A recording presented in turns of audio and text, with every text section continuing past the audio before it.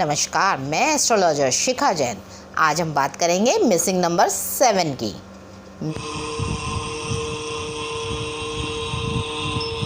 Missing number 7 किसका होता है?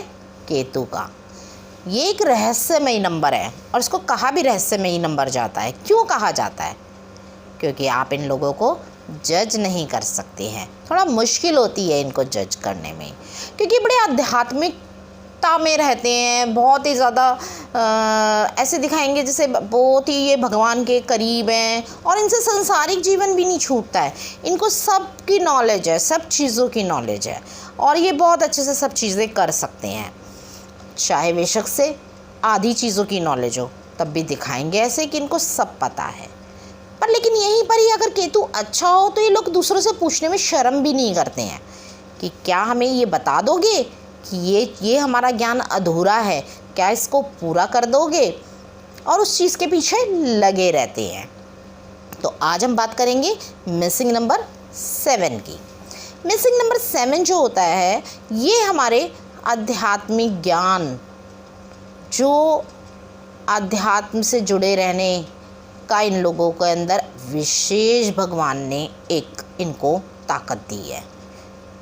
वो ज्ञान, बहुत शांत प्रिय व्यक्ति, शांति से सारे काम करना। बॉडी, क्योंकि केतु क्या है? धड़ है, राहु क्या है? सर है। तो बॉडी इनकी बहुत बढ़िया होती है, बहुत ही अच्छी होती है।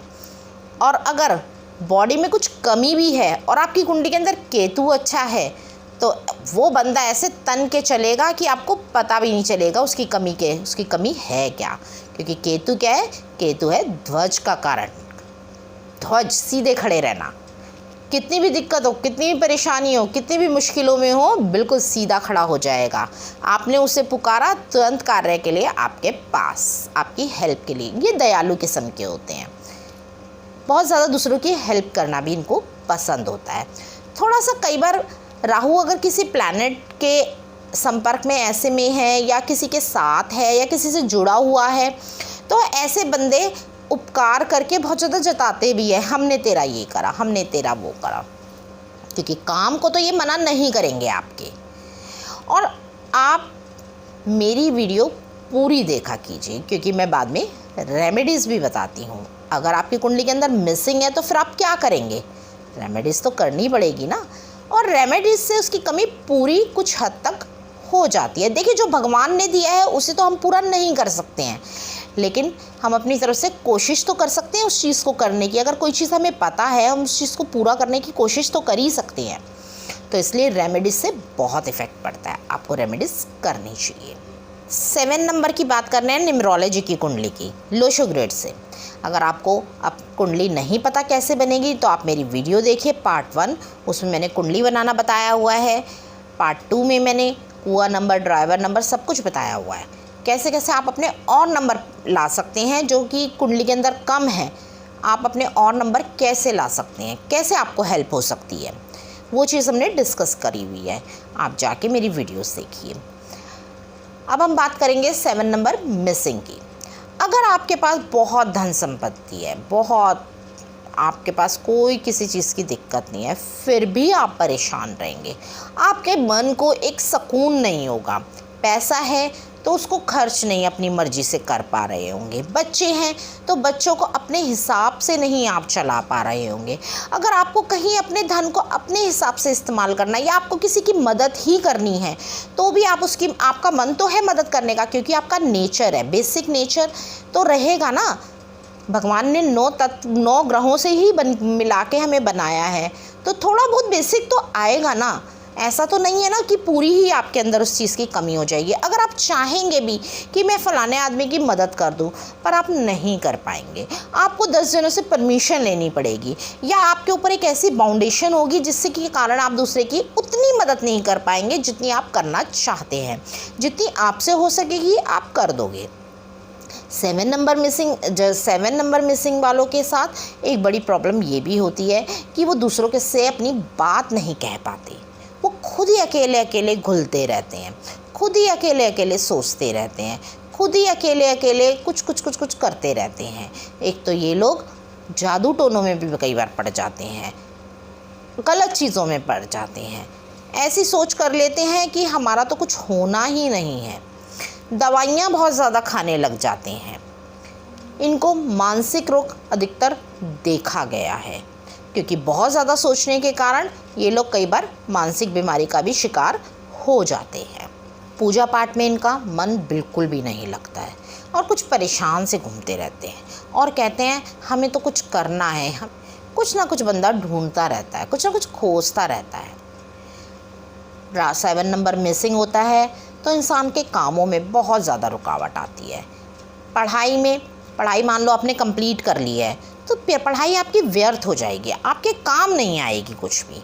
अगर आप चाहोगे भी, आपको फाइनेंशियल दिक्कत है और आप जॉब करना चाह रहे हो, तो सामने वाला व्यक्ति या सामने वाला आपका पार्टनर या आपका पति ये कह देगा, क्यों, तुम्हें रोटी कपड़ा मकान की कोई दिक्कत है, आपको नौकरी करने की क्या ज़रूरत है।